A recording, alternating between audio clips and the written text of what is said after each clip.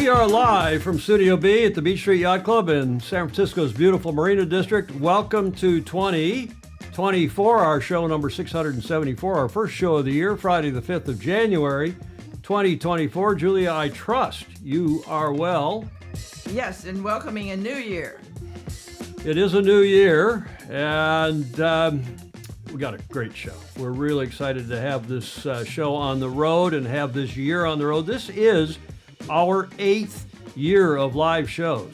We started in 2017. It was a little hard to believe when I was looking up that stat the other day. A lot of comments already.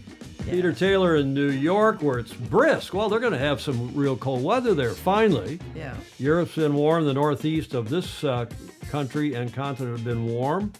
Greg Phillips in the Gold Coast in Australia. John Emmett just won race at the women's ILCA 6 Worlds today. He's down in Argentina. We have a report. Mark Wharton Reed, Happy New Year from soon-to-be Houston.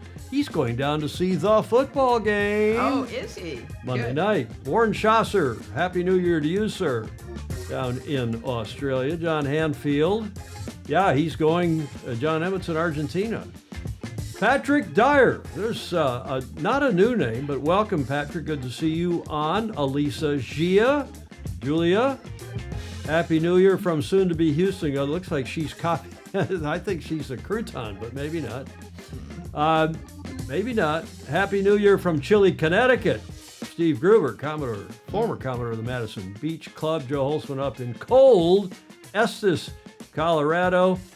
And who else? Pedro Foiling Sailor down in Oz. Happy 2024. Philip Laffin, as usual, in Davis Island in Florida, Tampa, Florida. Jody Shields he's now in Thailand. Uh-huh. After being in Bali, he's gone up to Thailand, apparently. Best I go to sleep. Well, 0400 there. Peter Worcester, Happy New Year's from the Cape Cod in Massachusetts. Graham Sweeney, we made another trip around our star. Yeah, that was my Christmas card. Let's see what 2024 has in store for us. We're going to do, Julie, New Year's resolutions, those who make them, and see if anyone wants to report. Yes. Do you have one to report? Well, I do. I'm not a great fan of resolutions, but I do have one for this year, and that is I'm going to walk again. I'm sick of not walking. Okay. Well, we're going to get into all that in a moment. John Emmett, he's got a link there, probably to what's going on down in Argentina. Bobby Steele. Hi, Bob. Thank you for your congratulations and your wishes for Go Blue, which, of course, is in support of the University of Michigan football team. We're playing for the national championship Monday night. Chris Exley, Happy New Year from Salem, Mass. Up near Boston, very long pre. New Year cheers from sunny Newport Beach down in SoCal, Baton Rouge. We got to sail in Charleston on New Year's Day, 68 degrees. Nice. Steve Gruber, FYI all, I have never been to the Madison Beach Club. Oh, Gruber, I'm sorry, that was Gruber. I think that's Steve Atkins. It is indeed. Thank you.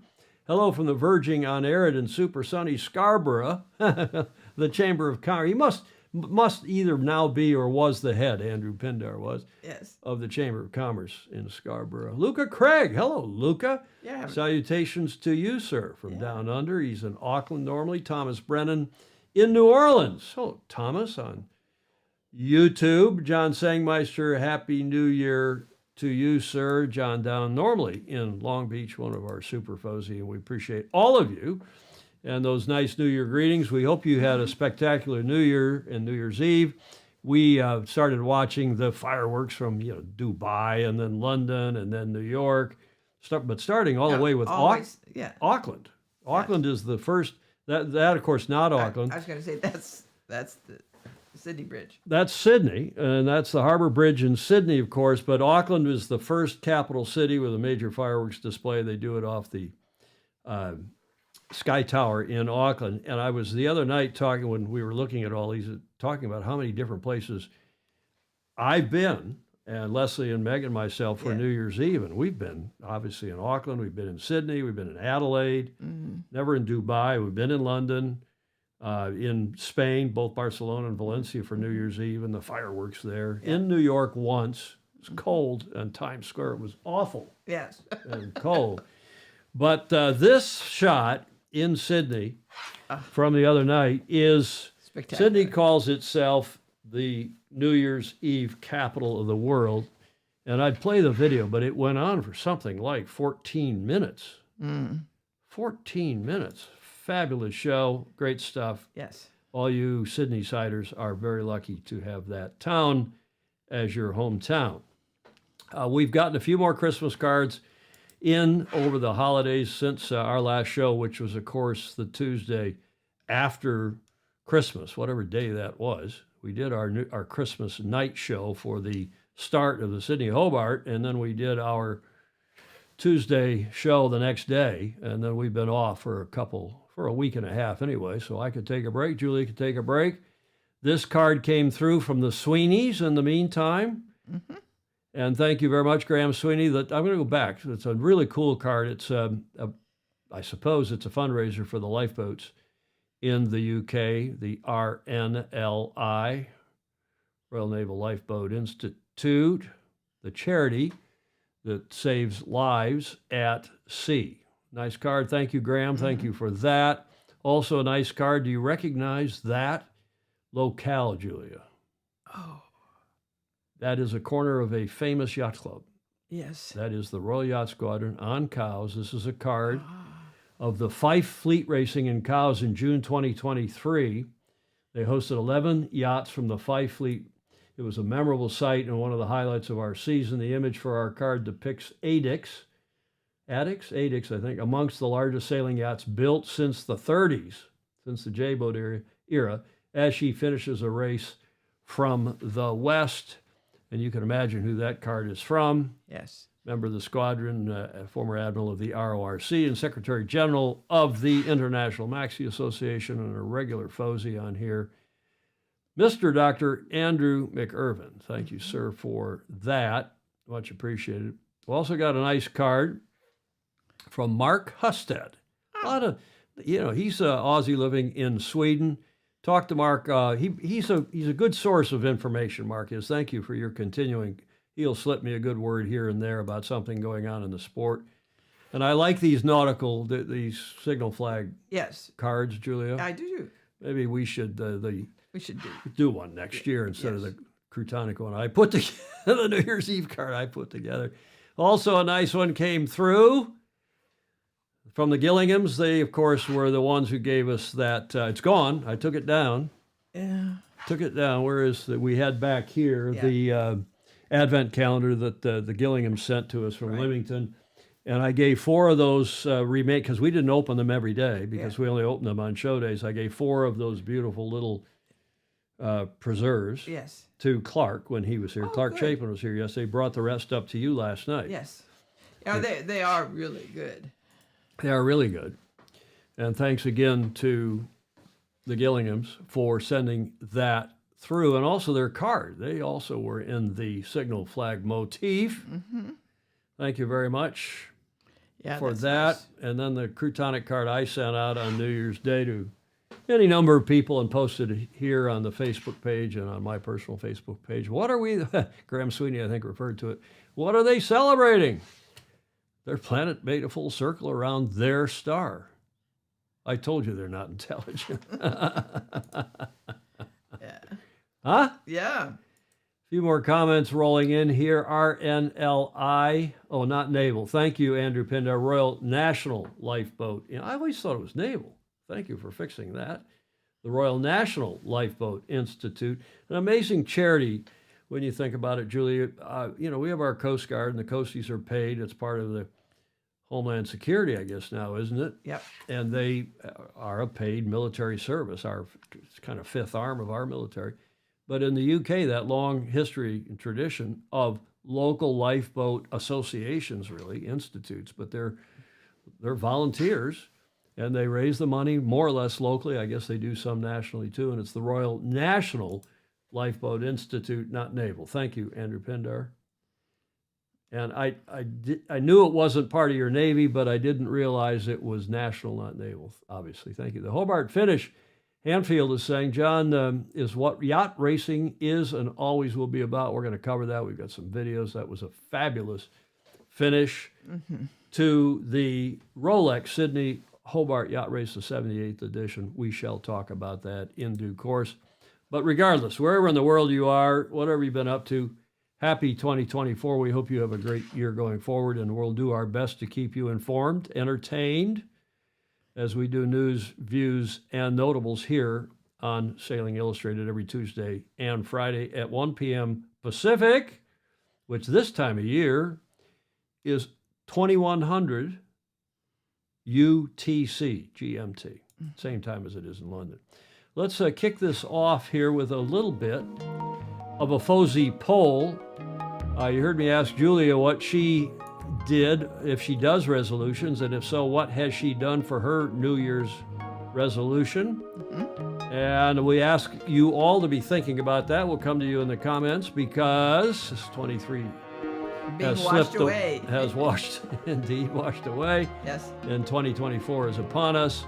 Our FOSI poll, what is your New Year's resolution? Julia, you want to repeat again what yours was? Yes, I'm going to walk again. I'm tired of all this not walking. You're resolved to get out of the chair? Absolutely. I heard your PT was upstairs yesterday in the Commodore suite. Yes. You walked yesterday with a walker? With a walker. Good for you. Keep it up. Any other resolutions apropos Sailing Illustrated or otherwise? No, I wish us another good, better year next year. You know, we lost a few people. Buddy Melgus, my beloved mother, a couple others. Yes. Lucy Jewett, just at the end of the year, was a Right. famously cool gal here, and a gal, I'm not sure she'd Woman. like me, woman, leader in our community here, and a couple others. Out east on the Cape, those of you who are in the Boston area, the Natasha, as we called her, Nat King, Natalie Dwayne King, died just before the new year, and she was also a longtime leader in our sport here in the U.S., at the U.S. then, what was then the U.S. Yacht Racing Union level, and all throughout our sport. And when she passed away, may she rest in peace. And anyone else, most of us struggled through, those of us that are getting a little older, Julia. Yes. But let's see what the others. Oh, Alistair's on here. I thought he was racing. I thought he'd be yacht racing. In the Tays, we're going to get an AAAA from him next Tuesday. Oh, good. We're going to talk about him and the Taser Nationals and Taser Worlds, which are going on at Sandringham Yacht Club. Oh, yeah. In Oz. And Alistair, thank you for signing on so early in your morning. What time is it down there? 8:15. Not that early. He's an early riser anyway. David James says, I'm going to sail more. Good for you. John Hanfield says, if you aren't in the U.S. in 24, I'm jealous our politicians are going to make this year. Well, it's an election year for us, and it's already well and truly underway. It's probably going to be a pretty wild year. Holtzman, Joe Holtzman, who's your age, Julie, he says he's going to play more hockey. Good for him. So if you're going to walk, he's going to play hockey up in Colorado. John Hanfield says his resolution is to win the Bermuda race. Alistair says he's planning to be more, he's pretty spontaneous as is, more spontaneous. And Hanfield, who's a goalie, a netminder, he says he agrees. He's going to try to play more hockey too. He's a younger fellow, though. Groover, who is not the past Commodore of the Madison Beach Club, but another great yachty in the Northeast. Check out what Biden just said. Actually, correcting myself, the RNLI is an institution, not an institute. Okay, Andrew Pindar, but you had it closer than I did, and thanks for the correction. Right. Christian sailing and the king of our musical genre, Captain James Buffett. Yes, we lost Jimmy Buffett. That was sad. Christian sailing, if you don't mind, we've got a new resolution for people who aren't using their real name. Now, maybe your last name is Christian or first name even, but we're in general, not going to read comments from people unless I know who their pseudonym is.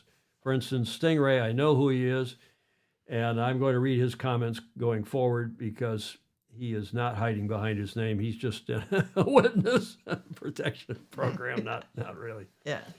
Ted Ryman says his red down in Cape Town, South Africa. He says the Republic of South Africa, his resolution is to lose 10K 10 cags, 10 kilograms by my birthday in Feb. Good luck to that. Baton Rouge, you would be amazed by all the people in gyms as part of physical therapy and not just there to lift weights.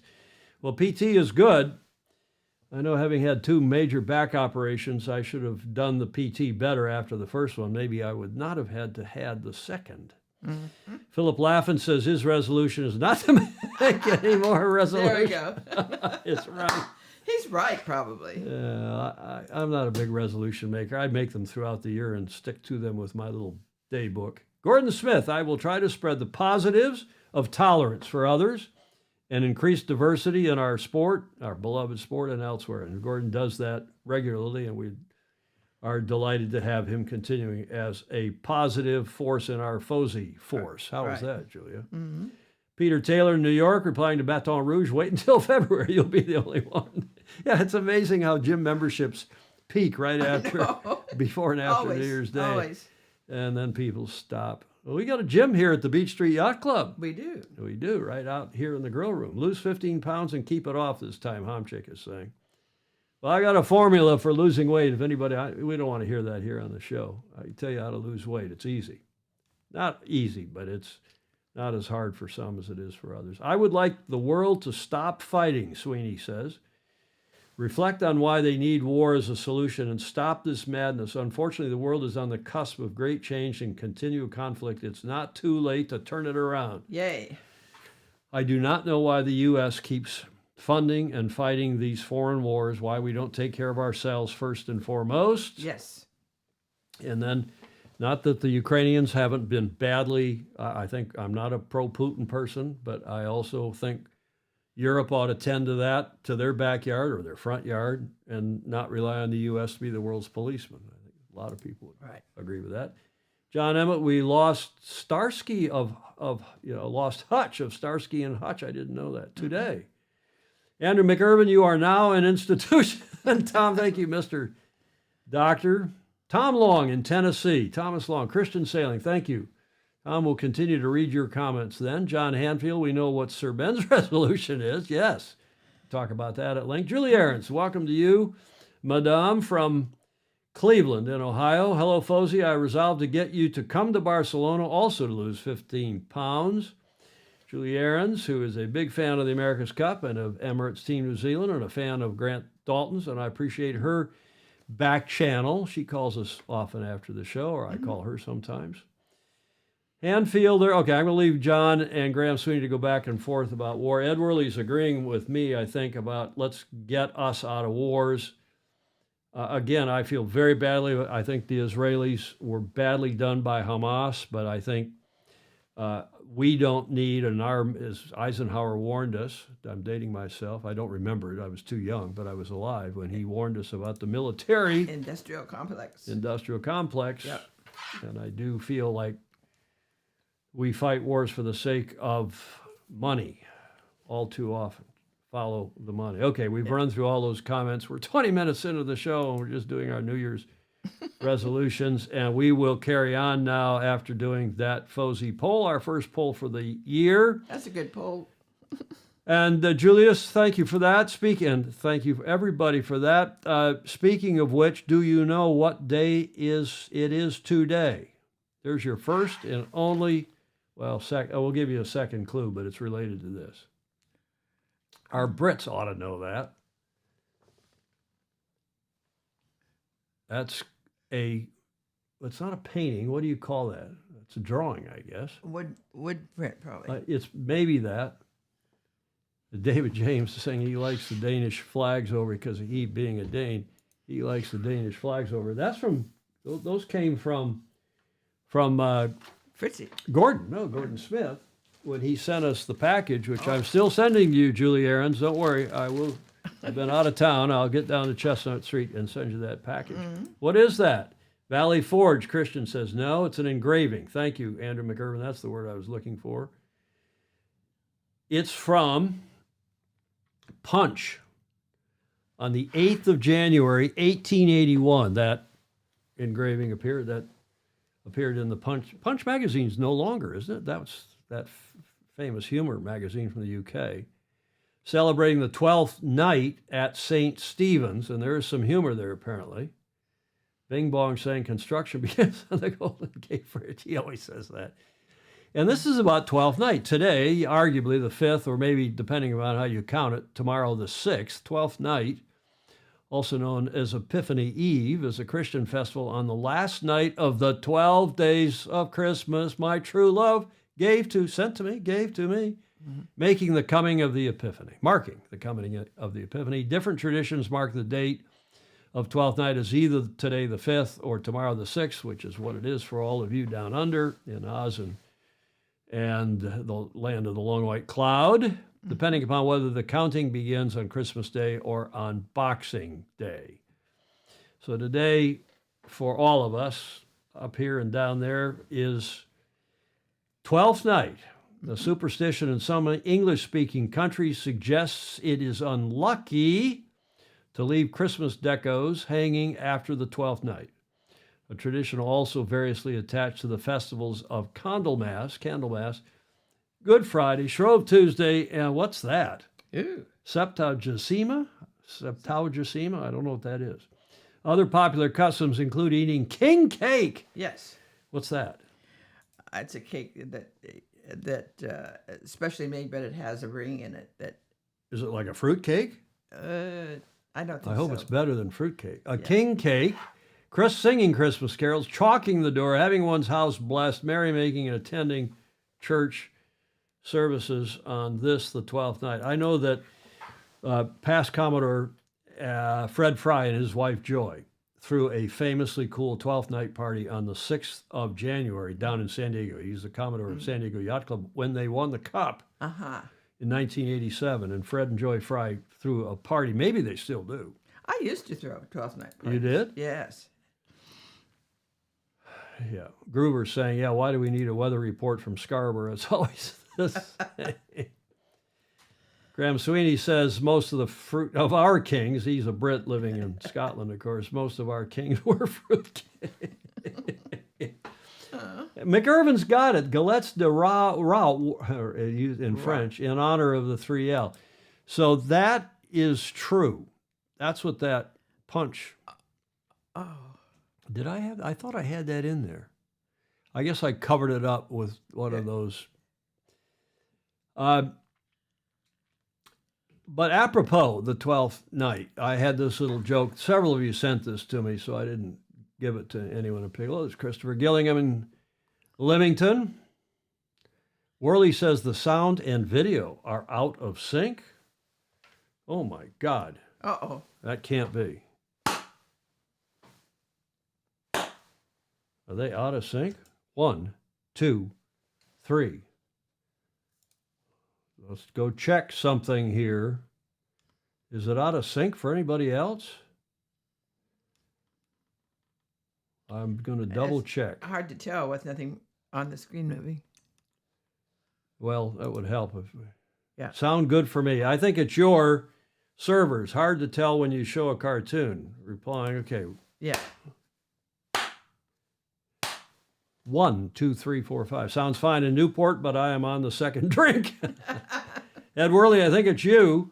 We delay the sound by 52 milliseconds because sound travels faster through our system than video does. So it comes, the sound through the microphones, the video through the cameras, and so on, and we delay it 52 milliseconds. Okay, Chris, actually, thank you for that. I think, Ed Worley, your system is Crutonic. Unbeknownst to most theologians, there was a fourth wise man. Did you know that, Julia? No. Who was turned away for bringing fruitcake. Oh. I don't like fruit. Do you remember the Johnny Carson show, which was for 30 years our late night television show here of record? Yeah. There were others, but it was the famously good one. And he, famously good as a Midwestern boy from Nebraska, was the host. And one night after, it was a show like this just after the New Year or after Christmas or something, and they brought in a fruitcake that somebody had sent them. And it was brought into the studio on a forklift, on a big truck forklift. And it was brought in, and it was gently lowered down until they tipped the forks and the fruitcake came off onto his desk. And his desk, yeah, it was a joke. Yeah. That was heavily weighted to completely collapsed his desk. Don't send us any fruitcakes. We appreciate all the cards and the notes and the members of those of you who have joined Patreon. Thanks for your support, but please don't send us any. Not that I'm aware of, no one has sent us a fruitcake, but thanks regardless for your support. Patreon.com/join/Sailing Illustrated. And we appreciate it because in fact, I got the Patreon into our account today. It comes in on the 5th of the month. Great. And again, we appreciate that very much. Julie Aaron saying there was only one fruitcake that gets past the Rhino. That was a joke, too. They were convinced there was only one. Are wise men from New Jersey or just wise guys? Yeah. Okay, there's some other comments up here. Clever comments from our Fozy. Thanks, everybody. Thanks for joining us. We have now a Fozy focus. I notice I did not say fuck us, Julie. Well, thank you very much. Because she gave me a finger wag the last time I said Fozy fuck us. This is a Fozy focus. We're friends of Sailing Illustrated. Cool people. I'm kicking off the show at the top of the show here in the B block with one. And this is your clue as to whom we are talking about. For over 100 million years, the stingray has roamed the ocean, an almost mythological animal. Listen to this. Extraordinarily graceful, and yet considered potentially lethal. Lethal! Yeah. Look at this thing on its tail. I had no idea. Though not aggressive, the stingray is equipped with a fearsome means of defense. A venomous spine found near the base of its powerful, that black thing under its tail. A large ray can drive this spine into a wooden boat or deliver an extremely serious and painful wound. It's most dangerous when lying camouflaged in sand. It moves slowly, foraging for invertebrates hidden on the sea floor. Okay, enough of that video, but Ryman's got it. This is, we're going to feature our super Fozy Stingray, who's probably wins the award for the most comments. And we have to look at, he's got one of these. I've been to his home in Seattle, and he's got a Stingray. But, you know, there's a difference between a Corvette and a Stingray. I didn't know this. I had to investigate this today. Yes. I talked to, did you know the answer to that? Of course. What's the answer? There is. So I talked to our the guy who helped invent the Ford Mustang, Joe Holtzman, who's on here, who's a Stingray, who is a Fozy, and also to Clark Chapin, who's flying right now from the Bay, from San Francisco or Oakland, I guess San Francisco, back to Detroit, to his hometown. He was here visiting his son, daughter, and kids with his wife, Karen. So I texted early this morning before they left on their flight about what's the difference, because he worked for General Motors. And all Stingrays are Corvettes, but not all Corvettes.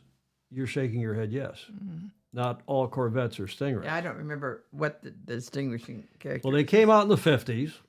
This was Chevrolet's answer. You know, this is, 12, 13, 14 years before the Mustang, the Ford Mustang. Yeah, but it was the answer to the Thunderbird. Was it?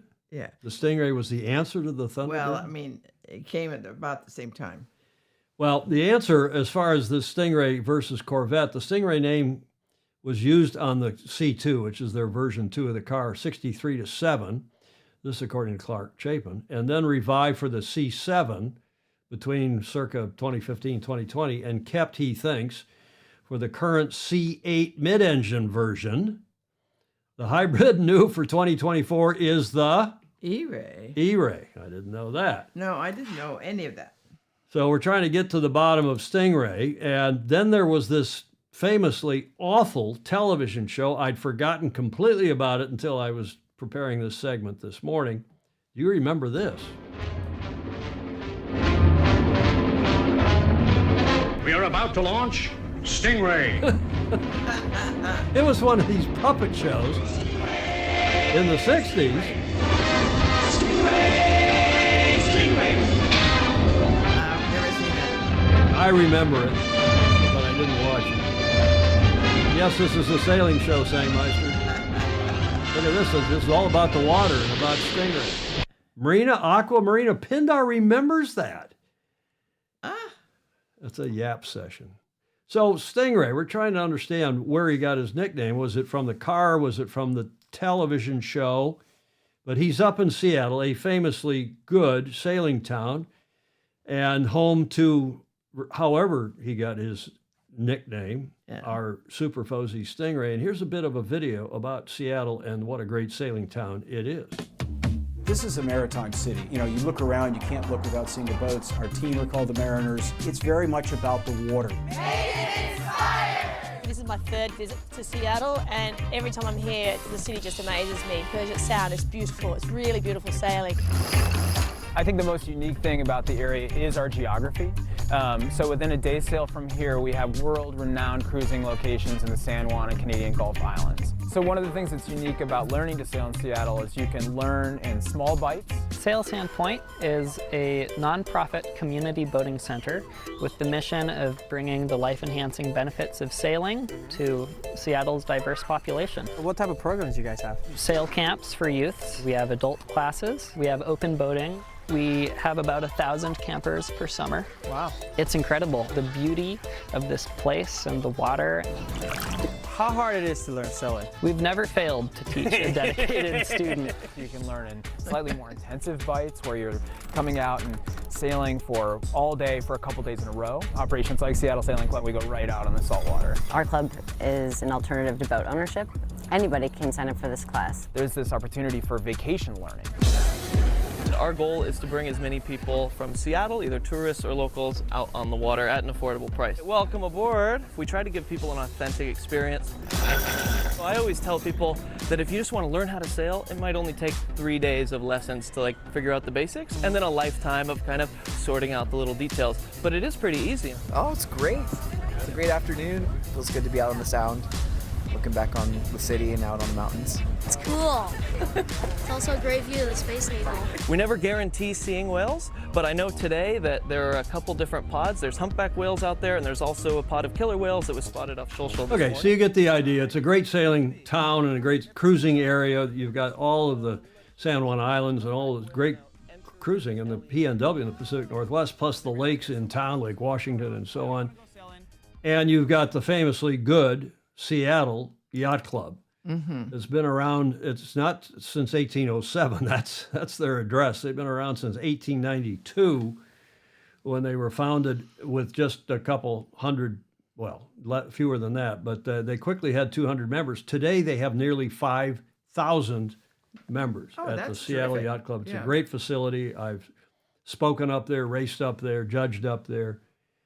And they are, as Pindar, Andrew is saying, they're doing a great job introducing potential sailors to safety on the water, but also to the fun. And I like the theme of the Seattle Yacht Club. I was looking through their bylaws and so on, and it's to bring joyful experiences to their members. Nice. Joyful experiences. Perfect. What do you think of that? Love it. And I think that's what our show should be about, just not sailing news, notables. The joy. But joyful. Of course, we bring some not so joyful news too. We're not afraid to say that somebody's crotonic. Now, a lot of people think that, or some people maybe think that Stingray is Seattle Yacht Club past Commodore and current Cruising Club of America Commodore Chris Otorowski, our good friend who's been on the show once, maybe twice. And that he is not Stingray, but he is a cool guy and a good friend of this show and a good friend, Julie, of yours and mine. Indeed. So who is the real Stingray? He says this morning, hi, John Schaefer, Happy New Year to you. He says, my nickname is actually after the fish. I named and I didn't know that, my first boat Stingray because I sailed it single-handed and sometimes the main sheet would wash overboard and trail in the wake like a tail before I had the chance to haul it back on board. Aha.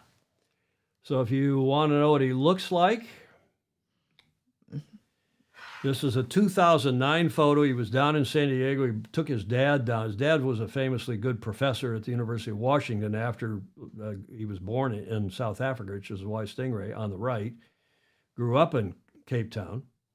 And his father, Tony, passed away in 2018. May he rest in peace, but he was a world-class sailor, did Cape Town reels any number of times. He also was a fireball regular and got Stingray into sailing, including fireballs. And there on the right is a big fan of the America's Cup and Sail. Today, I think he's a bigger fan of Sail GP. And he also is the one who coined the nickname Dogzilla for the trimaran. Right. And that's, of course, the painting behind me here by the late, great Jim DeWitt. And he coined, that was called Dogzilla, as you probably remember, Julia. Yes, indeed. And that name was coined by Stingray. And it was, of course, the race winner for the America's Cup in Valencia 2010. And he's saying that I let him see it the night before its launch and big reveal up in Anacortes. We built the boat up in Anacortes in Washington. The name was used by team members. Yes, it was after that, after he called it Dogzilla in the Sailing Anarchy forums. And it was widely, even in the New York Times, widely reported as Dogzilla. And Larry, when asked in an interview about the name, said, no joke, I love it. So Stingray there on the right, we won't give his name out because I promised I wouldn't give his full name out. But I know who he is. I know who Bing Bong is. I know a couple of others of you who are hiding behind synonyms. But that's okay. Those of you who we don't know, let us know who you are, and then you can use your synonym if you must. But Stingray, thank you for that. And he is a super Fozy, and we appreciate very much. It's a great photo, too. It is. And he's a cool guy. I've been to his home briefly as he picked me up at the airport and we went up to Anacortes. And he did indeed he was the first non-team member to see the yacht as it was just about to be rolled out of the shed. Speaking of Seattle and Washington, the University of Washington will be playing against my beloved University of Michigan in the college football playoff championship. The two teams having won on New Year's Day their respective semifinal games. They will be meeting in the finals this coming Monday night. And Stingray, I wish your team good luck, and your quarterback, Michael Penix. Julia, I had to be careful. It's Penix, not Penix. Yes. Penix, P-E-N-I-X. Michael Penix, so no finger wags. Michael Penix Jr. is a terrific quarterback, as is Michigan's J.J. McCarthy, both number 9s, by the way. One of you said number 9. Yeah. Number 9. You remember that song? Yeah. What's it? What is it? Who did the song Number 9? Number 9. There was a lot of controversy, a lot of supposed hidden meaning. It was the Beatles on. Oh yeah. Was it the White Album? What album was that on? Somebody will know. Monday night, Michigan is favored to beat Washington. Knock on wood. I love that it's West Coast versus Big Ten, and it ought to stay that way. Washington is joining the Big Ten. I know. Next year, the Pac-12, your beloved Pac-12, Julia, is cooked. I'd hate that. Is done. Sorry. John Lennon, White Album. Good, Rich Fishback. Thank you very much for that. It was the White Album. Number 9. Yesterday, oh yes, we had Clark Chapin here. He was in town visiting his son who lives over in the East Bay, and he brought his beloved wife Karen, they had that horrific car accident. She's doing much better, getting around. We took Clark over. The club's closed right now, but we had to go get the obligatory photo. Indeed. Over, Julia, at your famously cool yacht club, St. Francis Yacht Club. Clark Chapin, our super Fozy's on the flight on the way back. But he also, yesterday, sang the obligatory song to join the Beach Street Yacht Club. We went up to the Commodore Suite yesterday, and I'm not going to play all 4 minutes of it, but Clark sang a cappella. Yes, and beautifully. Without me playing the guitar for fully 4 minutes, a kind of a nautical jig. And here's just the first few seconds of it. Well, she went down last October in a pouring driving rain. The skipper he'd been drinking and the mate he felt no pain. Too close to 3 Mile Rock and she was dealt her mortal blow, and the Mary Ellen Carter settled low.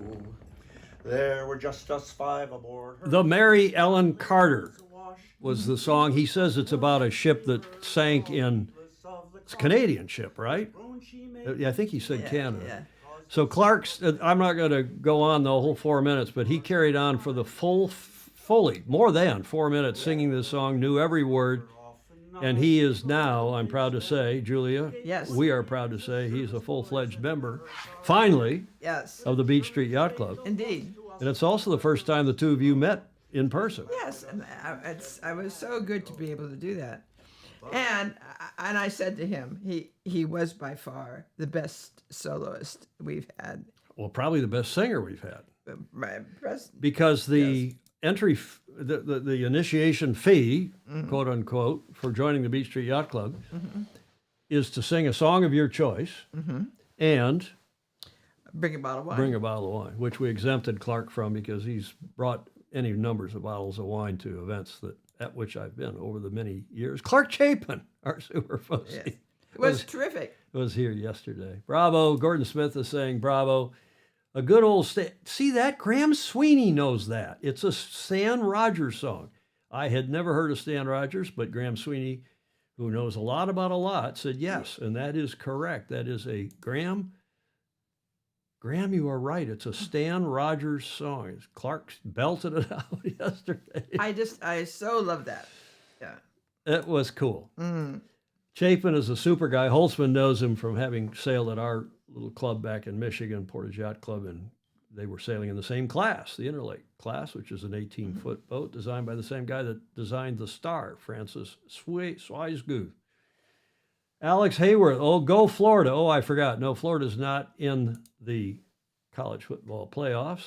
They got excused by the committee and then got soundly beaten, but maybe that wasn't the correct analysis. Except for Big Blue fans, meaning Michigan, the country is behind Washington. Yeah, Michigan is the team that everybody loves to hate, right, Julia? Yeah. Huh? I've been rooting. Cheering. You can't say rooting with an Australian I know. And a New Zealand and even British, a Commonwealth audience on here. Yes. You do know what rooting means in the Commonwealth country. I do. I'm all in favor of rooting, by the way. You can shake your finger. I do it on purpose sometimes, but You do rooting on purpose? Yeah. Heaven help it be accidental. Oh my goodness. Stingray from a born Husky, go Dogs. Yeah, well, I'm sure he is cheering for his hometown team. University of Washington, of course, is located in Seattle. Oh, good. The sailing show is about to start. Let's get to it. It's all been about sailing so far. Ted Rhyme is telling me to behave. I should be. Let's get to the Coach's Corner with John Emmett, who is down in Argentina and checks in from beautiful Mar del Plata. I had to get the slide up. I was going to forget the name of the town, Julia. Mar del Plata, with this report. Hi Tom, Julia and all the Fozy. You join me on another very windy day as I walk towards the opening ceremony. So hopefully it's not too noisy. I'm walking alongside the road here, but it should be pretty safe, so nothing too exciting. And as I walk, I think this is an incredibly important event. You've got 7 Olympic places up for grabs, and for some people this will be their penultimate chance to grab a place for Olympic Games. So there's a lot of pressure. I think I've said this before, you have the situation where most of the fleet will be either fighting for a place at the Olympic Games or fighting for the opportunity to be the sailor who represents their country at the Olympic Games.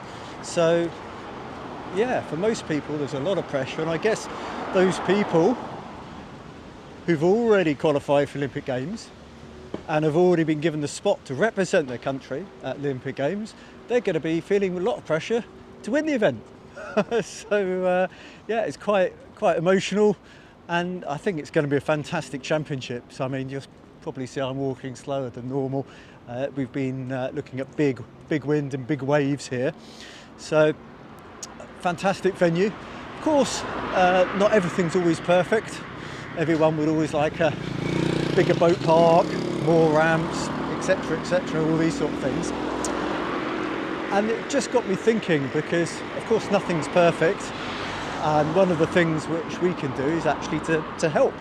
So, you know, if you feel something could be better, and that's probably due with anything in life, if you think it could be better, rather than merely making the comment, why not volunteer to help to make those improvements? Because one thing life has taught me, normally, if there's a will, there's a way.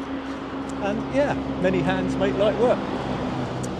Well, nearly at the opening ceremony now, so I'll see if I can show you a little taste.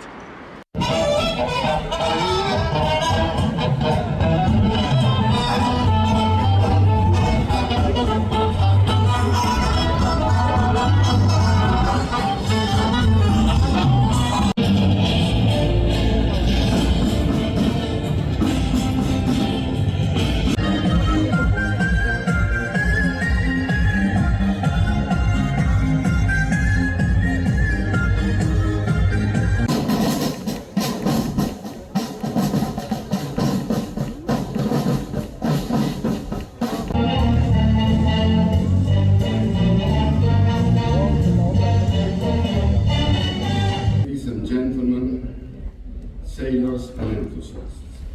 On behalf of the Yacht Club Argentino, it is an honor and a privilege to stand before you to inaugurate the ILCA 6 Women's World Championship in this wonderful city.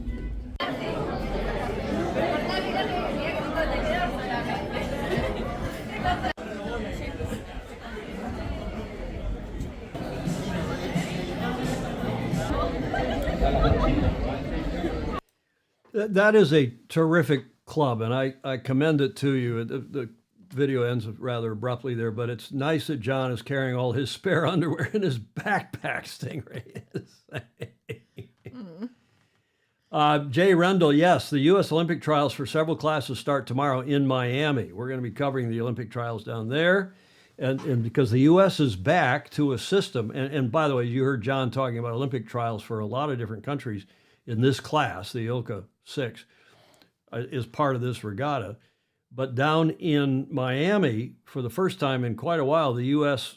Olympic trials is a winner-take-all regatta. Whoever wins the trials in the respective classes, if the country is qualified in that discipline, gets to go to the Olympics. Gee, that's great. So I think that's a much better system than what we've been doing, and we'll see if that helps our performance, our results at all in Paris, in Marseille this summer. It's a big year. Think about 2024. We get going. We got the Olympics, we got the America's Cup, we got the elections here, we got any number of other cool events going on. So we'll get to it. Thank you, John Emmett, for that. John Emmett Sailing, get to the front of the fleet. And now let's do the wrap up from the fabulously cool Sydney Hobart Regatta, which wrapped up while we were on holiday here in the last week, 10 days, and people are asking me, where did you get this picture? Well, because they didn't see it anywhere, and of course it's early in the morning, and they don't have the helicopters up and the drones and so on, so that they're relying on, and there are a lot of good Australian journalists that are helping take some of this stuff because the TV wasn't really quite up to snuff, shall we say. But this is a screen grab from a video from a friend, as Law Connect, who were heading to Leeward on port tack, or they were both on starboard tack, actually, and then Law Connect jibed. They were both on starboard tack like this. Law Connect's up here to windward and just eked out and was just a little quicker. Their jibes were better consistently going those last 3 or 4 jibes in the light air, and they just got across, and that's what you're seeing here in this photo, as Law Connect has jibed to port, and now so has Comanche, also just in the process of jibing to port. You can see their jib their big Solon or their big reacher is wrapped up, is furled up in the forestay. And Law Connect gets across and then shoots into downwind. They furl up their jib to minimize drag, which is you do, but they'd won it at this point. And this is the moment, if you're watching the particular video that was sent to me, this is the moment they get the gun to win line honors, first to finish, finally, after being bridesmaid for, 3 years, was it? Yeah. Fabulous stuff, great stuff, a terrific finish. Those of us a lot of us were up watching it and texting and back and forth. It was just, it was up. It was plus 5 hours to us. So this is 8 in the morning was an approximate? So 1 in the afternoon when this was going on. And John Hanfield's repeating again his sentiment from earlier. Grant this is yacht racing. Speed has never made a great race, regatta, or event. Not a single race since the IACC, meaning the International America's Cup class monohulls, which were succeeded the 12s in the America's Cup. Not a single race has given us this tactics, crew work, and just pure determination to showcase the sport we love. Bravo Zulu, John Hanfield. Could not agree more. And there's some back. John Emmett, I'm glad to see Charlotte Rose they're back and forth Charlotte Rose at the ILCA 6. But I think Hanfield's comment is spot on. Chris Exley is saying he watched the finish of the Rolex Sydney Hobart Yacht Race live, compelling content and thrilling finish. That last hour was riveting. Alistair Murray agreeing, president of the Australian Sailing Federation, couldn't agree more. And replying to John Hanfield, we also have the world's early in the year in an Olympic year, so our Argentina is perfect. That's a great club. Remember, we've talked, Julia, about the Argentina yacht club, Argentina. I've been there. And I have as well, but only for Formula One party. I used to throw a Formula One party there. That would be fun. Yeah. When the Formula One was in that's in BA.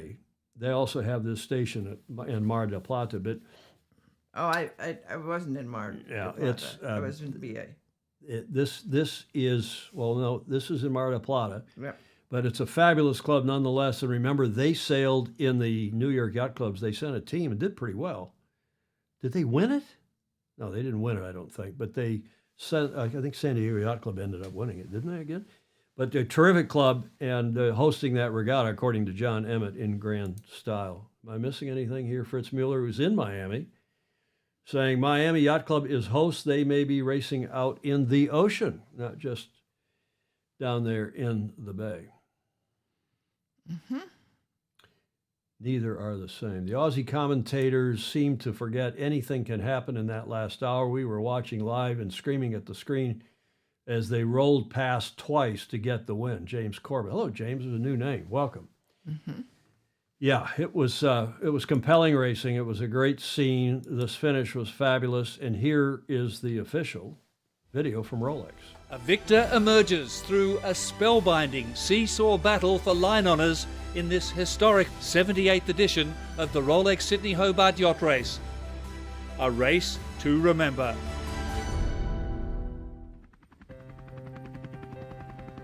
At the break of dawn, the two 100-foot maxis, Andu Comanche and Law Connect, made their final charge towards the finish line, with Comanche holding onto a narrow lead. This morning, I came out on deck and folks were a little down because they'd stretched on us this morning. They were quite far in front. They were twice as far in front last year, and we almost got them. We were only 3 miles from them at the finish. I was like, let's get it together. You guys are awesome, and we can do this. The exhausted but determined crew aboard Law Connect slowly closed the gap with Comanche, summoning the last of their physical and mental reserves for the final tactical battle as the pair toiled up the last stretch of the Derwent River. And as we were coming down the Derwent at the last final kind of 10 miles there, we saw it was getting really light, and we sent one of our bowmans up the mast. He said, "It's a glass out, we're going to stop, and the other boat's going to come down to us." And we were like, geez, that's no good. Coming up the Derwent, and seeing them starting to park up. This is what I'd hoped for last year, that we get a shot to get our teeth in them. It felt like a sense of history as we were trading the tacks and jibes and everything. This is really going to be one for the ages because you don't see like 100-footers throw it around like that. What an extraordinary finish. The lead changed 3 or 4 times in the Derwent, but finally, now is the hour for Christian Beck and Lorconnect. Following 3 consecutive bridesmaid finishes, Christian Beck's Lorconnect clinched their maiden victory in spectacular fashion, 51 seconds ahead of last year's winner, Andrew Comanche. To win the Rolex Sydney Hobart Yacht Race is a great dream come true, especially against Comanche because it's such a good boat, and to actually beat them and the circumstance where the lead changed so much, it was an incredibly exciting experience all around. An emotional roller coaster which ranks alongside the greatest finishes in the race's history. Almost 75 miles behind, 3 mini maxis, URM Group, Alive and Moneypenny, lead the charge in the overall standings to clinch the coveted Tattersall Cup, awarded to the winner on corrected time. Fabulous video. Mm-hmm. Huh? Absolutely. Fabulous video. What a great sport. The sportsmanship, the nice comments, all around. Bravo, Zulu. Bravo, Zulu. Chris Lewis, Fog Machine is saying, Chris Lewis, now he's a member of St. Francis Yacht Club. He's a local. Mm-hmm. He sails with our Commodore on Mayan. Oh, yeah. Chris Lewis got so excited at the finish, he dropped his cell phone. His kids found it a few hours later. Should teach him not to use Siri to navigate. That team sailed well. I mean, they're I think a little quicker than Comanche would be in that light stuff. Comanche's pretty broad beamed, but nonetheless, terrific stuff. Bravo Zulu to Rolex, and of course to the Cruising Yacht Club of Australia. Then several of you sent this cartoon, which was in the Mercury. What is the Mercury, by the way? Is that a local paper? Is that a national paper? Is it a magazine? I'm not sure it is, but looks like it's newsprint. And somebody took a photo and sent it. They did say that traffic in Hobart can often be bumper to bumper. Yeah. Okay. Thank you for sending that along. Bravo Zulu to the team. Here is Christian Beck's Lorconnect at the prize giving soon after they won. And you Aussies, I think, will appreciate that I spelled your line honors in honor. Oh, yes. of the Commonwealth spelling, the British spelling. Any other comments here before we move to the Tattersall Cup? Mercury is Hobart's daily newspaper. It is. Okay. Ted Ryman, I saw it live, had 2 screens up, one from Rolex Live and the other from Sailor Girl, from Nikki Douglas. Nick, great coverage from both, indeed. Phil Walker, what is the rule on giving your keel a little bit of a cant to help fill the sails and drive forward? Or was I imagining? We'd have to ask Clark Chapin or Andrew McIrvin, or perhaps others. John Hanfield, the amazing thing is that Lorconnect is 15 years old. Yeah, what was the name of the boat before it was Lorconnect? I've forgotten the name. And Andrew is showing us that yacht racing doesn't have to be new technology to provide excitement. F1 fans know that the old V10 cars were far superior to the new hybrid yawn cars. A niche sport needs to hold on to its roots. Mm-hmm. Batten Kennan, who we know his name as well. I always root for Comanche. I got to see her in person before she was shipped down south, presumably from the port of Charleston, where he is, or nearby.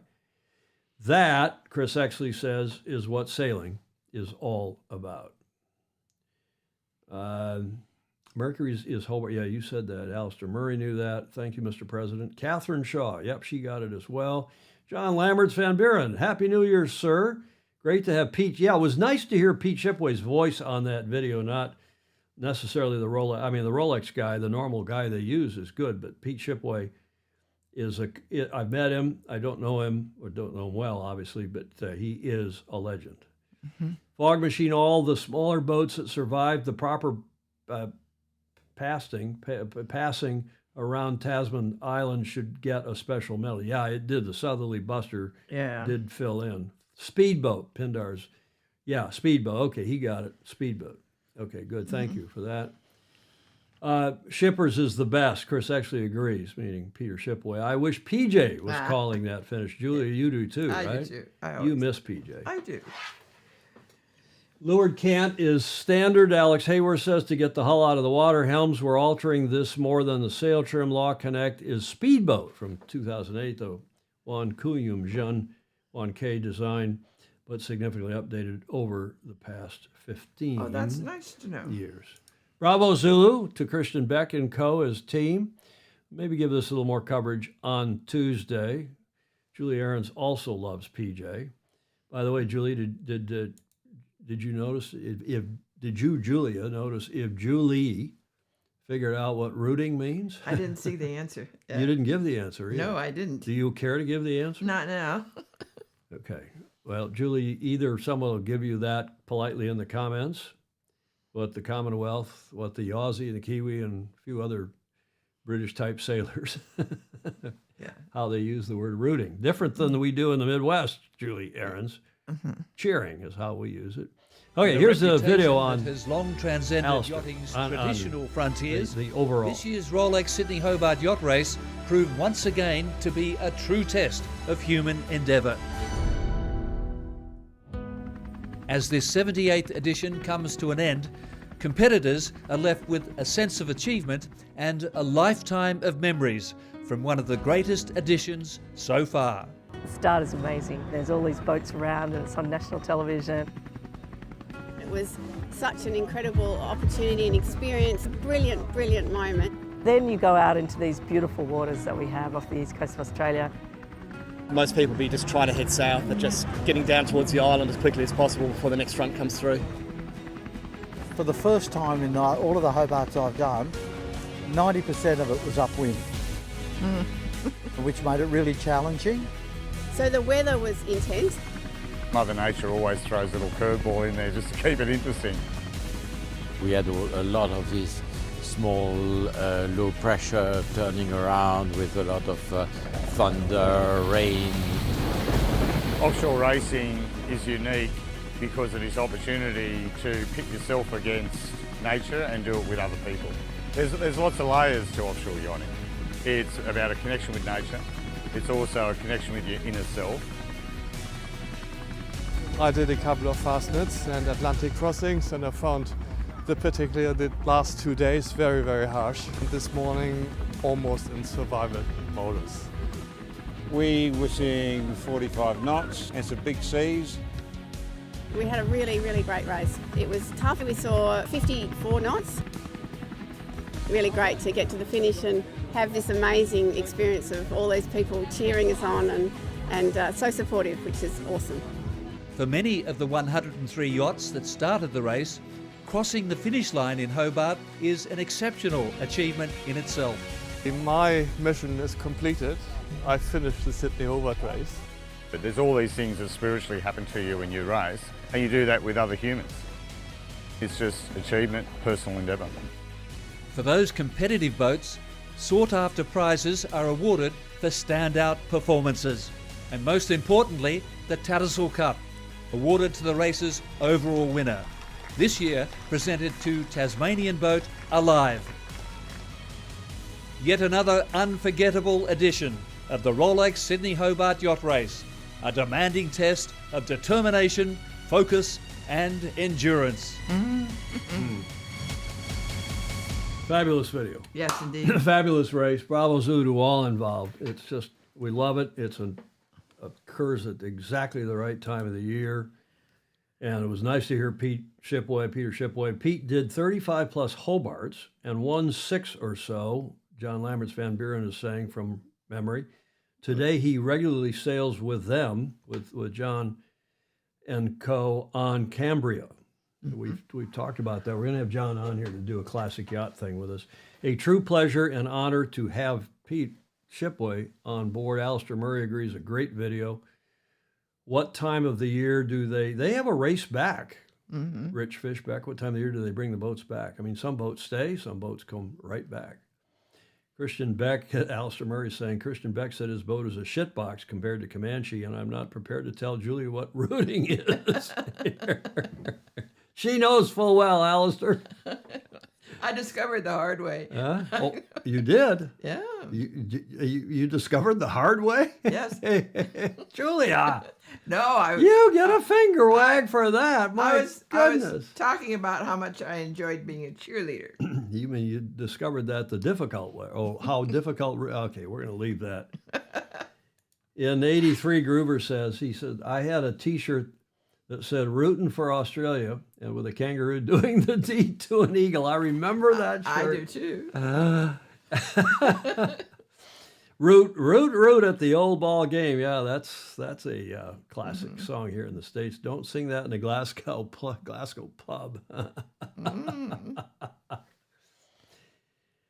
Pretty sure that the incredible Adrian Callahan navigated Law Connect to victory. Well, they were, I don't know if he was navigator, what strategist, tactician, but our fellow St. Francis member, Chris Lewis, was aboard, and they were a favorite for us because of that. You, sir, are correct. Gruber is saying Chris Lewis was navigator, and Adrian Callahan was on a live. There we go. Okay. There we go. Okay, getting that sorted out. The other guy who was on a live, I think as a tactician, was Gavin Brady. And there is a nice video. I was going to stick it in, but it was getting a little long, the show. So maybe I'll put that in on Tuesday's show, because Gavin Brady did a nice long form interview, 4 or 5 minutes after winning on a live, the Tattersall Cup. And Yes, he's a Fozy and an old friend, so maybe we'll put him in. So let's congratulate Duncan Hine, who is the skipper, right? The skipper of Alive. Bravo Zulu to him and his entire team for winning the Tattersall Cup, winning the watch, of course. And that is corrected. That's overall. And they were one of the favorites. Anybody have any other comments about this fabulous event? Yeah, if your name is Randy, don't introduce yourself to a British lass by saying, "Hi, I'm Randy." Oh, you guys. Catherine Shaw. A lot of good info from Catherine Shaw. Thank you, Catherine. Some boats head to Geelong for a regatta end of January, Australia Day weekend. What is that, the 28th, right? And Chris actually pointing out that Gavin Brady hopped from China down there to do that race after the final of the WMRT. He didn't win it, but he was in the finals, remember, was runner-up. And he's a hell of a good sailor. I've done a couple of America's Cup campaigns with him and so on. Julie Ahrens has figured it out. Oh, good. Thank you.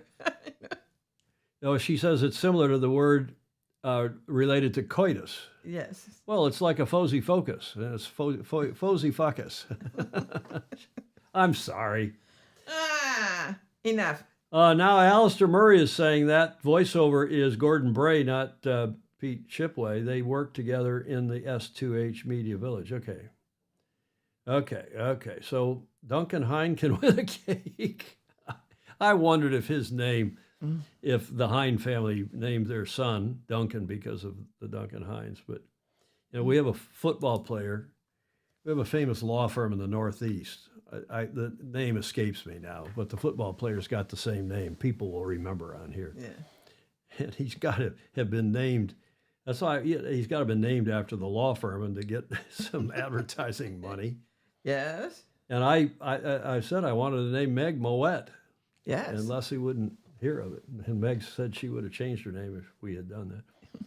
Saw Comanche and Alive in L.A. before the 2019 Transpac. Funny how the owner of Law Connect called it an S-Box.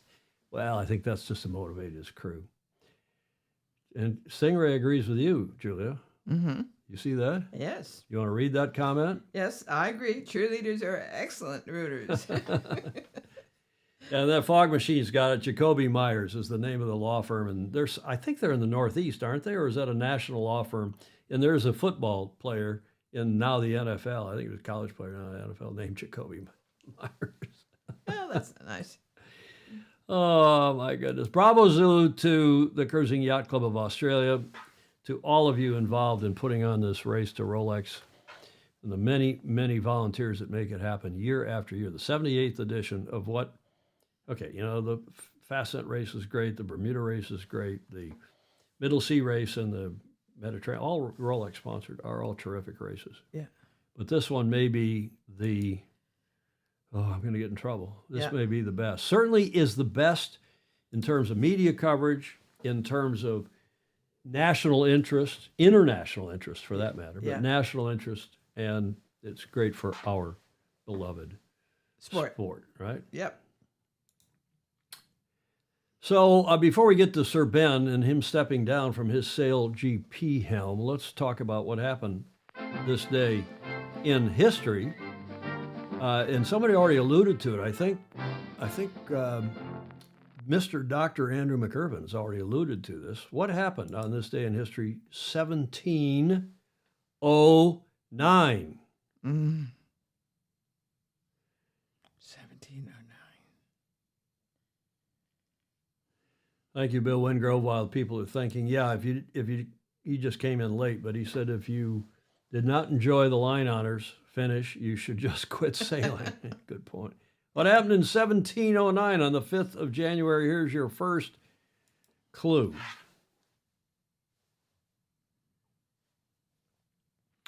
I'll tell you where that is. In Boston. No. No? It's in Venice. Oh, it's in Venice. On this day, the 5th of January, 1709, and that is called, I guess in French, Julie, that means the lagoon froze or iced. Yeah. In 1709, painted by Gabriella Bella, showing part of a lagoon which froze in Venice. In 1709, Alistair Murray's got it. Yeah, the canals froze, Steve Gruber. The Great Frost. What?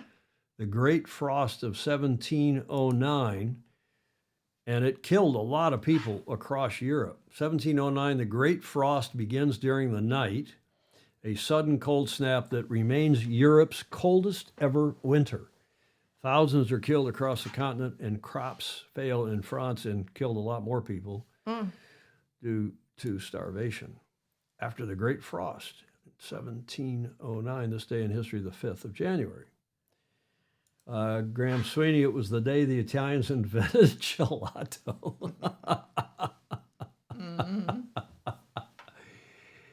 Catherine Shaw, I'm new to your follows. Not sure whether you are aware of Adventure of... Oh, no, we've had Nick on the show. We know Nick well. Adventures of Sailor Girl Nick Douglas, who had the best footage of Sydney Hobart Yacht Race. Certainly the finish. Certainly she does. She covers the finish. Yeah, 1709, climate change. From World on Water. Thank God for global warming, Bing Bong says. Yeah, we could be freezing right now. Okay, enough of all that. Let's get to Sir Ben and Bravo Zulu. I'm giving him a Bravo Zulu because I've been urging him to step down, not to pat myself on the back because I'm sure I had nothing to do with it. But he finally came to his senses, I think is how I would portray this. But the headlines yesterday, Sir Ben Ainslie to step down as his sail, he owns a team or part, a big chunk of it, apparently, steps down as the Sail GP team skipper, Emirates GBR. This is the headline from Yachting World. And here is a video that he put out, he and his wife and the team put out yesterday. I'm coming to the stage in my career where I'm more and more involved with the management of the team. And, it's clear that this is a young person's game. And whilst I feel like I'm still relatively at the top of my game, it's time for the next generation to come through and those younger sailors to have the opportunity. Ben's given me the call up and I'm going to be taking on Emirates GBR. It's a big moment. Giles is without doubt one of the greatest talents in the sport. He's incredibly mature and level-headed, and I think he will suit this style of racing perfectly. There's pressure everywhere. I'm stepping in and doing the job that Ben Ainslie's been doing. That's certainly no small thing to take on, and the team as a whole expects excellent, and I hope I'll be able to get there and deliver some goods. I mean, I've got a lot of catch up to do, that's for sure. I mean, a lot of the drivers here have been competing for multiple seasons, and with this circuit you don't get an awful lot of training time, but I'm very fortunate being a new driver. But one thing I do have is an amazing team. Everybody involved is hugely experienced, top quality sailors, and yeah, I've ultimately got to try and step up to their mark. You know, I'm not just saying this because we're here in SailGP. It's the best sailing I've ever done in my career. It's by far and away the best. It's so much fun. I really love sailing with this group of sailors. We've been through some tough times together, and out the other side. No, the British crew crashed.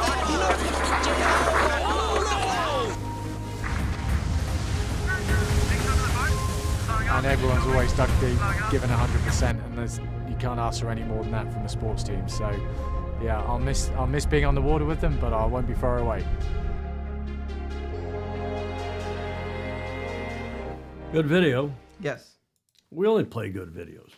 We don't play bad videos. They're curated.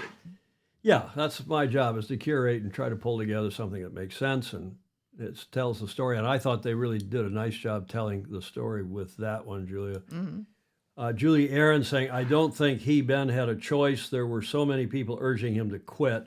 Well, I would go further. I think, as most of you will know, I think he should quit driving for the America's Cup team. Some of you, and I won't repeat whom, but I got a text just before the show saying, hey, you know, it's fine to celebrate that he's quit here, but he needed to quit a long time ago to try to start getting things right the ship, no pun intended, in his America's Cup team. And he still, and I agree, he still should step down from skippering his America's Cup team. As Terry Hutchinson has figured out, as Dennis Conner finally figured out. I mean, Dennis he won 83 skippered and won them, raised the money and yada, yada, won in 87, but then figured out he won in 88 again and then lost in 92 in the trials. And from that point on, he figured I'd better get somebody else on the wheel, whether it was Paul Kayard or Kenny Reed or any number of other people. These campaigns, I mean, I've been involved in them since 1980 up until this last one, and they are massive undertakings, especially for the leadership. KR, I mean, Coots figured it out. Yeah. Turned it over to Jimmy Spithill. And Russell could have kept sailing. He could have had somebody else run the team. He could have deputized a few of us to deal with it day to day. But he said, no, my job's to run the team, be sure we win. And we would not have won in 2013 if Russell was on the boat. There was too much going on, the protest and the alleged cheating and the fundraising that still had to go on, the running of the event, which is, it's part of the deal. Okay, Banner O is checking in. Ahoy, sorry for the late arrival. Has Stingray earned a finger wag yet? Julia, I don't think you gave him the finger wag for sailing that cheerleaders make good rooters. I didn't. That was pretty good. Yes. Huh? Well, that was the whole point of my story. Well, because you're a cheerleader. You were a famously good cheerleader, right? Indeed. In your high school days. Okay, well, so that's about it, Rick. He's got his finger wag. We did a go back and look at the top of the show, Rick, when we're done here, because we did a nice segment on Stingray too, a Fozy Focus. We could be a gondola with all this extreme weather. Thanks, Graham Sweeney. Stingray's rooting now for Georgia. No, Georgia's gone. Sorry.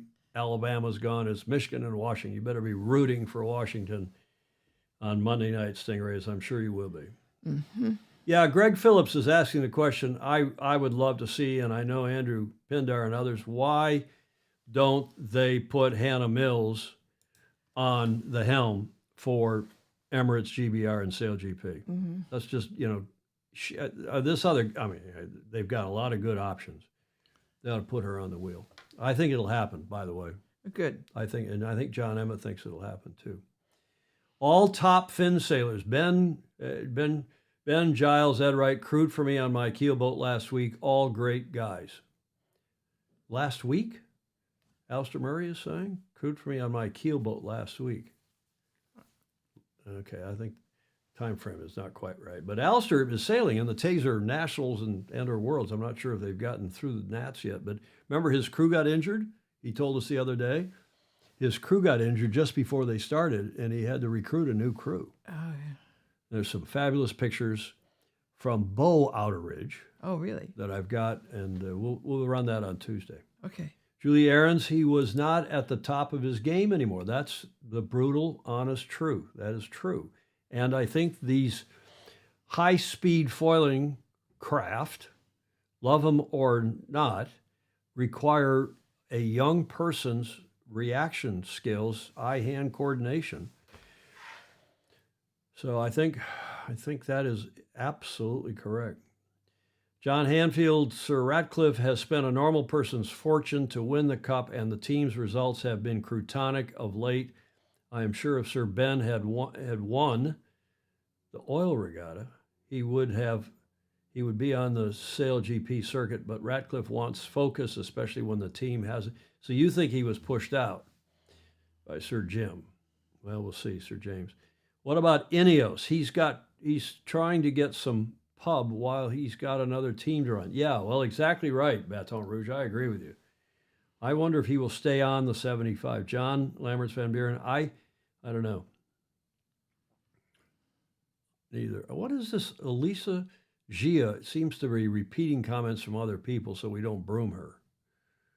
I wonder if he will stay on the 75. I agree, John. That's a good question. Bing bong. Put the GOAT Ian Williams in there and they win it all easy. I think that would not be the case, Bing bong. I think Ian's not had enough time on these flaming foilers, and I mean flaming how fast they go. Alex Hayworth, it's just a way of blaming everyone else for the failure of the T6 design and testing disaster that Emirates have had. Ken Saban, hi. A little late, but hi, Ken, in the Toledo, Ohio area normally. Ben can now fully concentrate on the AC and get that cup back where it belongs to Great Britain. I hope you're right, Ted Ryman. I hope they have a much better performance than they did last time. John Rogers is reminding us that Caird on America 1 carried, and this was in 2000, yes. I was with that team, carried a mountain on his back going into the infamous Louis Vuitton series before the 2000 Cup, and that was too much. I can attest, and the late, great Bob Billingham and myself were close in with Paul on running, close into Paul in running that team, helping him with the team. Julie Aaron says she agrees with me. He is great. Ben is great, but there comes a time when everyone has a time limit. Yeah, Daniel Grun sent me the message. He's identified himself. He's the one who sent me the message before the show. But it was a long message, and I think we'll carry on and talk some more about this, Daniel, so I won't read it now. But is that Blake Middleton? Haven't seen you in a while. Happy New Year, Blake, yes. If that's you. That's what it's got to be. Yeah. Julia's high school days were just a few years ago. Yeah, a minute ago, yeah. And Chris actually agreeing, bravo, Zulu, Hannah Mills. Totally. Julie Aarons is not going to root for Washington. She's going to cheer. That means, I hope she's cheering for Michigan. Well, she's a good Midwestern girl. Yeah, she will. Wednesday race at Sandringham last week. Oh, with Ed. I think so a lot of these different sailors over the years have sailed with Alistair on his keelboat. Yeah. Clark Chapin is en route. Ken Saban back to Detroit on a Delta Airlines flight. He was here in the Bay Area with his family for the last week or so. Listen to Graham Sweeney. Interesting comment. Putting Giles on the wheel is like putting Dennis Conner in a foiling moth. Wow. Oh, the oil regatta. Hanfield was referring to the oil regatta in Jeddah. Stingray, you're cruising for a finger wag. You are. Huh? Yeah. Yeah. Yeah. Oh, Gia is a bot, Hanfield thinks. Okay. Bing Bong, I really don't understand Ben. He knows he probably isn't young enough to be the best in the AC 75s, but still encourages the use of them over an IACC cycle in which he could win. Yeah, okay. Hi, Mark Hosted. We featured your Christmas card or your New Year's card, one or the other, at the top of the show. Blake says yes. What's LTNS? Long time no see, I think. Yeah. That's what that means. Okay, lots and lots of comments. Nice to see him. Ed Worley, he's parroting Dennis Conner. To win the Cup, it takes the commitment to the commitment. We're going to start to ask you, we're going to do our Fosey poll about who you think is going to win. I didn't think it was fair to do that yet. But, yeah, Hanfield, Giles is 6'4". Wow, lots and lots of comments. Stingray loves a finger wag, Groover said. Okay, enough of all that. We have another video. This one is kind of the team's funny bone response to that more serious video we just looked at. And you gotta enjoy this. You gotta look at this. All right, oh yeah, NHAB as well. Leave me out. You stand here. Now, when we tell you to talk, you talk, Catton, okay? Do you want to start or me to start?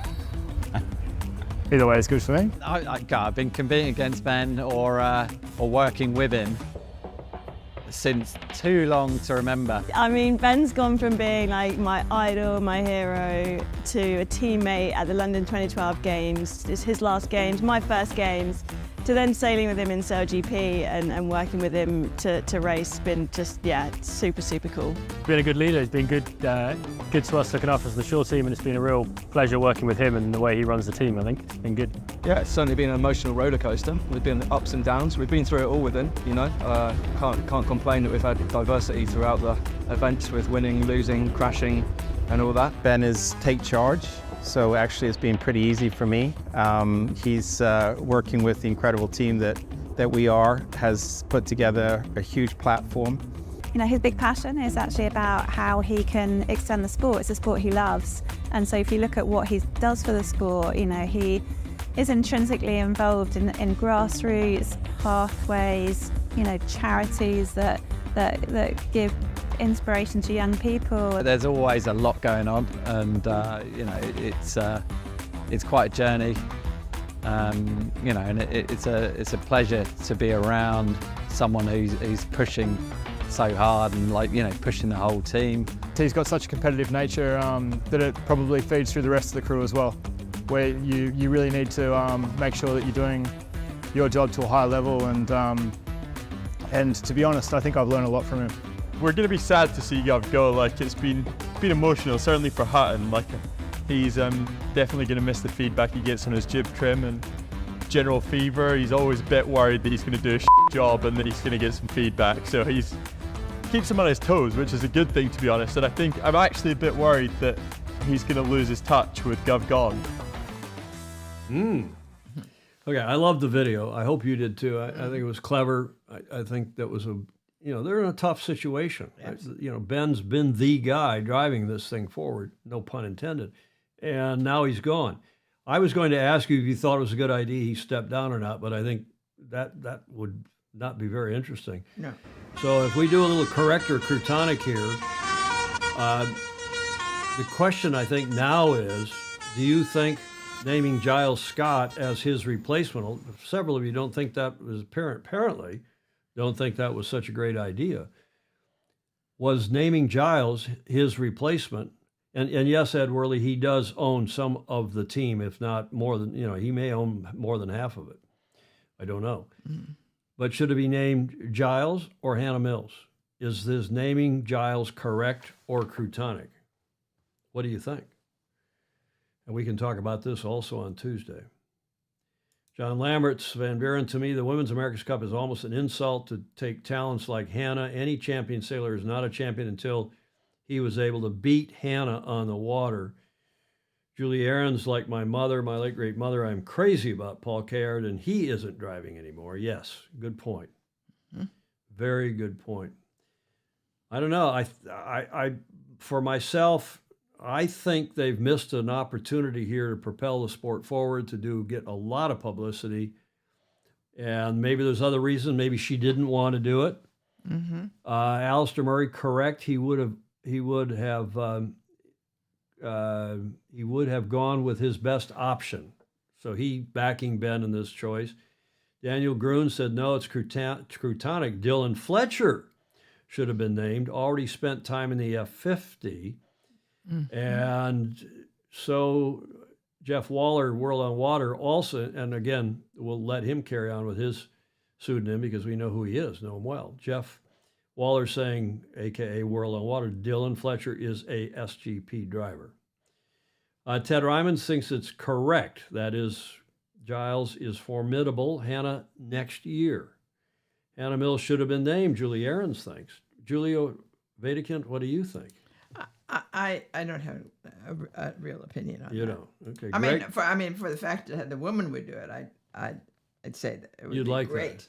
But I don't really know their. So now you're rooting for a woman. I'm sorry. I'm very flexible. You're flexible. Greg Phillips, Hannah, any day of the week. John Emmett, Dylan flat out the AC. See, now Emmett's got a good point too. Put Hannah on the Sail GP helm. Yep. And put Dylan Fletcher on the helm of the AC 75. Mm-hmm. That would solve that. There is a good point. That's why we have Coach Emmett on the show. Hannah may leave the team as well if the new AC 40 series proves to be a success. Lots of comments. Mm-hmm. Hanfield says it's time to stop putting sailors like Hannah on the B teams, on the B boats. Just look at what Cole is doing in the solo race. Gender neutral should be the norm. Yes, well, okay, but is she the best? Then why didn't he? If she is the best, to give Ben credit, I think if he thought she was the best option, he would have put her on. I don't think he would have. I don't think that was a gender decision. Sooner or later, Hannah will drive. John Emmett is saying. Gordon Smith, I would like to see a development path for Hannah. Perhaps some practice races. Graham Sweeney, Giles Scott is a fantastic sailor, but as we know, this is not ordinary sailing. You need someone who is a great drone flyer type with a mind on the rules. Giles is a low mode boat guru. Interesting. Well, he is. He's a fin and laser guru. Mark Hustad, Daniel Gruen, yeah, I think she will. Interesting. Sir Ben was just a helmsman, see, what is cool about this, it's like not the controversy, but all the discussion around whether Taylor Canfield was in fact buying the team or getting a hold of the team or becoming, which we were the first ones to break that news here. Even Stingray's friends on the Sailing Anarchy forum reluctantly have to agree that we broke that news, and sometimes we know what the hell we're talking about here. Not very often, but sometimes. I think they've missed an opportunity. I think she would be equally good. I think she would train up if she's not the best, if she's not as good as these other two guys at the moment, and Ben would probably know that. I think she would rapidly become so. And this is trial by fire. Yeah. You until you get on the helm and really have some time and grade. I mean, look at all these other people. I know. Botine and the Swiss kid and the Danish kid, and until you get on there and get some time, and you're not going to do that in practice. It's trial by fire. Lots and lots of comment.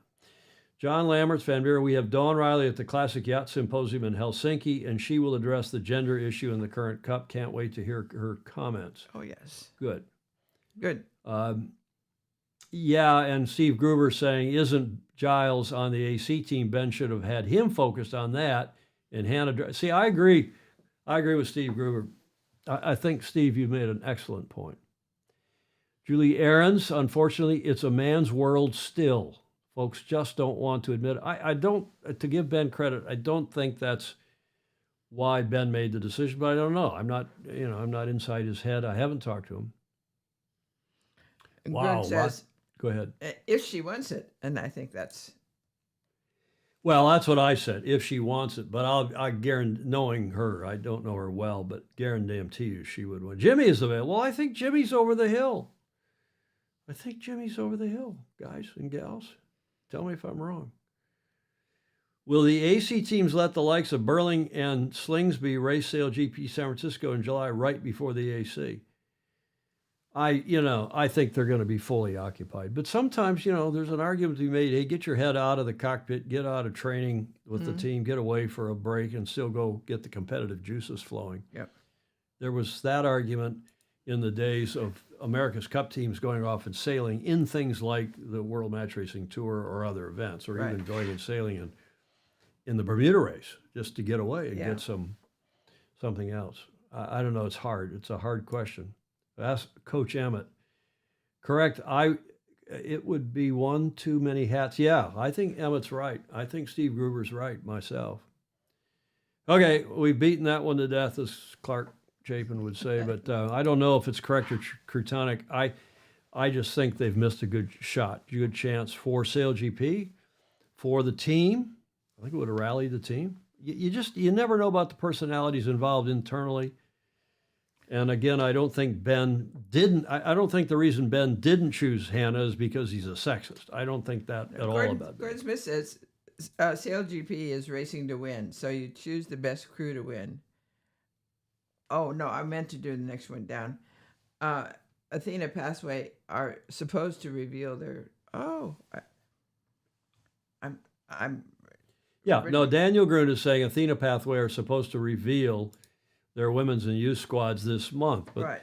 But you think that Hannah Mills is going to be on the Athena Pathway is Sir Ben's women's, that's the name for their women's and youth squads. You think Hannah Mills is going to be on the women's squad? Yeah, she may want to be the winner in that situation. Maybe.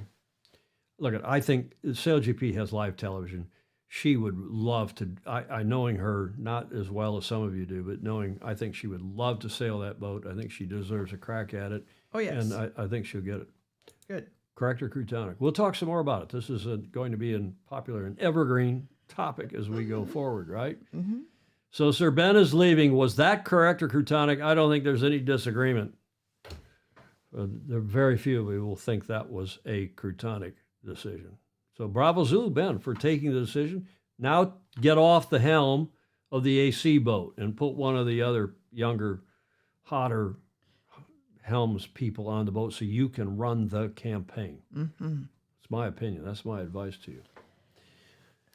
Daniel Grun in Germany. He's in Augsburg, Germany. You can't run a SailGP team and simultaneous campaign for the women's AC. That's why the Canadian team jettisoned Isabella Berthold from SailGP. Okay, interesting. Yeah, Mark Hosted put a fine point on it. Ben had to do it. He had to do it. Mm-hmm. And that's a quote. This is an actual quote that I'm using on the cover slide. Some of the other people made some other quotes up for him that I couldn't find in print. He did say, though, quote unquote, at some point you realize you can't do everything. Mm-hmm. Which when you came down here today to do the show, you liked that. Mm-hmm. You read that out loud and said, that's a great sentiment, great comment. And we should all remember that. Well, that's what really happened. So those of you watching the show, Julia came down and read that, and she was subtly telling me. Myself. No, you weren't telling yourself that. You're telling me that. Well, maybe you were telling yourself. Apropos, yeah. I hope you are. I know. I'm trying to get Julia to delegate some of her stuff to a bookkeeper and a tax preparer and an accountant and so on. But she's too stubborn. The last leg. Good thing we're on the last leg, Julia. Yes. Are you going to... Maybe you were telling yourself. I thought you were telling me. Well, maybe I was telling both of us. Okay, good. The last leg. A famous Thomas Hoyne painting. And a bravo Zulu also to an Australian who's about to become the Queen of Denmark. More importantly, her husband, who is a sailor, is about to become the king. Australia's own Princess Mary is about to become the Queen of Denmark. In a televised address, Queen Margrethe made the stunning announcement she will abdicate, making way for Prince Frederick. Here is Europe Bureau Chief Hugh Whitfeld. A surprise, but not necessarily perhaps a shock for the Danish people. Queen Margrethe has been suffering from health problems over the last 12 months, undergoing back surgery in February of 2023. The Queen leaving it until 11 minutes into her annual New Year's Eve televised address to drop this bombshell. I have decided that now is the right time. On the 14th of January 2024, 52 years after I succeeded my beloved father, I will step down as Queen of Denmark. I will hand over the throne to my son, Crown Prince Frederick. So Crown Prince Frederick will become King Frederick X of Denmark, and his Australian-born wife will be Queen Mary of Denmark 20 years after their fairy tale wedding on the 14th of May 2004 in Copenhagen. It will end the 52-year reign of Queen Margrethe, who's been very popular right across Denmark, the longest-serving monarch in Europe following the death of Queen Elizabeth II. There won't be a big coronation like for King Charles here in London. Instead, the announcement will be made from Amalienborg Palace in Copenhagen on the 14th of January, and it will be so. Frederick will be king and Mary will be queen. Mary, 51 years old, 4 children, of course. Prince Christian recently assuming a number of royal roles after his 18th birthday, and it completes her destiny for the last 2 decades, and that for Prince Frederick since his birth. So, as Mark Husted is saying, this is not just big news for Denmark, but it's big news in Scandinavia. Mm-hmm. Bravo Zulu to her for stepping down. She's got some problems, health problems. You heard about her back, but she's also been a serial smoker. Mm. I mean, she's a heavy smoker, so she may have some other problems as well. But as a couple of you have said, maybe this is a good example for some of the octogenarians here in the U.S., Julia. Yes. Huh? Yes. Like our president, like our the Senate minority leader. He was the majority leader. That guy's, and he's a Republican. That guy's carrying on too long. But bravo Zulu to them. And of course, not only do we have an Australian queen, but we got a sailing king, because Prince Frederick, whom I know, not super well, but you know, I think he's been here, St. Francis. I was chairing. I got to know him at the Far 40. In fact, in your beloved Newport, Rhode Island, John Hanfield, he sailed the Far. He won a race at the Far 40 Worlds in Newport, Rhode Island. I chaired the jury of that class for a while. In fact, at his club, at the Royal Danish Yacht Club, Gordon Smith will remember this because that's where I met Gordon and his son. And Graham Sweeney saying, "Denmark, take us back, please," in Scotland. So I have met him, hung out with him a little bit, had a dinner or a drink or two, and also wherever the Far 40 Worlds were. But we had a Far 40 Worlds in Australia. This must have been, 15 years ago. They were already married. So what did they say? They've been married 20 years on that video? Yeah, I think so. They were already married, and I showed up to the club, or in the morning to go out on the jury boat and carry on and so on. And there was a whole gaggle of press outside the club. I said, "Oh, this is great. They're here to talk to the sailors. Maybe, right. There's a lot of notables at." And I think it was at the Cruising Yacht Club. I don't remember where it was. I think it was at Cruising Yacht Club. There's a lot of great sailors here. They weren't here for Crown Prince Frederick or for any of the other sailors, let alone the jury. They were here for the Queen. Well, because Ernesto was there. Ernesto Bertorelli was campaigning a Far 40 at that point as well, and he was of America's Cup fame. They were there to see their Aussie, not Crown Prince, but their Aussie princess. Mm-hmm. She's very popular in the press. He's king of something, all right. Denmark is smart. They're not going to spend a lot of money, and they've got the tall poppy syndrome in the financial circles. People in Denmark start rising above the poppies. King Donald Singer is saying, okay, both men running for president, Hanfield is saying, are older than most sailing class boats. Yes. The Viking has spoken. Hamish Ross and Dawn Riley, keynote speakers in Helsinki. Oh, I didn't know Hamish was going to be there. Thank you, John. I hope there's some video. Yeah, Mary was watching the racing from Kokomo. Good stuff. Bravo Zulu to all of you in Denmark and to Australia who are gaining a queen. And we, as a sport, are gaining another sailing king. Yes. Great stuff. Julia, it's time for Whiskey Tango Foxtrot. Mm-hmm. I have but one. This came through from Ed Worley. Apropos the new year. Oh, yes. My wife should be proud of me. I haven't bought a boat yet this year. And it's January 5th. It usually comes from Sangmeister. Well, Sangmeister is in the midst of, I won't tell you what he is in the midst of buying. He's in the midst of buying several things. That guy is quite an entrepreneur. And there was some text this morning about things that he's buying. I know, I just saw it. And a call yesterday about something he's buying. So, okay, thank you, Ed Worley, for that. Those who haven't bought a boat yet this year, well, it's only January 5th. You can borrow the... Julia, your witnesses were to the finish line. Yes, well, we have like, follow, and share. There's lots of good stuff this time around, and people love discovering it. And I'm being reminded that was the Royal Sydney Yacht Squadron. You're right, it was, because I was staying just down the street at a mutual friend's home. That's right, walking to the squadron each day at Far 40 Worlds, and I was chairing the jury. It was a good event. And Jeff Waller said they were covering it. No surprise. Live streaming it's going to be live stream. Okay, we'll look for that. John, if you can help steer me to a link or something, please, after the show, and remind me the dates. I'll try to grab Hamish Ross's live stream and Dawn Riley's, if not others. Be on YouTube. Okay, Ed Worley, thank you for that. There's everybody. Thank you.